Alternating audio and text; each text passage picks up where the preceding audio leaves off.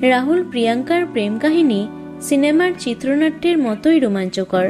কিশোরী প্রিয়াঙ্কার প্রেমে পড়েছিলেন রাহুল। পর্দায় ভাই বোন হিসেবে শুরু হয়েছিল তাদের গল্প। শুরুতে বারবার অভিনেতাকে রিজেক্ট করেছিলেন প্রিয়াঙ্কা। ভাগ্য বদলায় রাজ চক্রবর্তীর চিরদিনই তুমি যে আমার সিনেমার হাত ধরে। সিনেমার সাফল্যের ঘোর কাটবার আগেই রাহুলের গলায় মালা দেন প্রিয়াঙ্কা। 2013 সালে তাদের কোল আলো করে আসে তাদের পুত্র সহজ। রাহুল প্রিয়াঙ্কার 16 বছরের দাম্পত্য ছিল চড়াই উতরায়ে ভরা। সন্তানের জন্মের বছর খানেকের মধ্যেই তাদের মনোমালিন্য বিরাট আকার ধারণ করে। পারস্পরিক বোঝাপড়ার অভাবে আলাদা হয়েছিল তাদের পথ। দীর্ঘদিন সিঙ্গেল মাদার হিসেবে একাই সহজকে বড় করেছেন প্রিয়াঙ্কা। 2018 সালে আদালতে বিচ্ছেদ মামলাও দায়ের করেছিলেন তারা। কিন্তু এত বছরের প্রেম কি এত সহজেই ভেঙে ফেলা যায়? বিচ্ছেদ পর্ব চলাকালীন রাহুলের নাম জড়িয়েছিল একাধিক সহ অভিনেত্রীদের সঙ্গে। টলিউডের এক নামী ফটোগ্রাফারের সঙ্গে প্রিয়াঙ্কার ঘনিষ্ঠতার কথাও কারো অজানা ছিল না। তবে ছেলে সহজের জন্য ফের এক হওয়ার সিদ্ধান্ত নিয়েছিলেন রাহুল প্রিয়াঙ্কা। 2022 সাল থেকে একটু একটু করে কাছাকাছি আসছিলেন রাহুল প্রিয়াঙ্কা।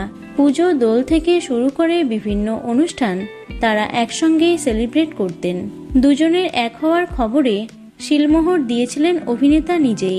জানিয়েছিলেন ডিভোর্স মামলা প্রত্যাহার করে ছেলে সহজের জন্য একসঙ্গে থাকবার সিদ্ধান্ত নিয়েছেন তারা। ছাদ আলাদাই ছিল রাহুল প্রিয়াঙ্কার, তবে স্বামী স্ত্রী হিসেবে সম্পর্ক ছিল অটুট। পরস্পরের সুদিনে দুর্দিনে একসঙ্গেই ছিলেন তারা। তবে সবকিছু যখন একটু একটু করে ঠিক হচ্ছিল, ঠিক তখনই ঘটে গেল এমন দুর্ঘটনা। রাহুলের আকস্মিক প্রয়াণে ভেঙে পড়েছেন প্রিয়াঙ্কা। সোশ্যাল মিডিয়া পোস্টে এই কঠিন সময়ে একটু শান্তিতে স্বামীর মৃত্যু শোক পালন করার অবকাশ চেয়েছেন তিনি লিখেছেন, এটি আমাদের জন্য অপরিসীম শোক এবং গভীর হতাশার সময়।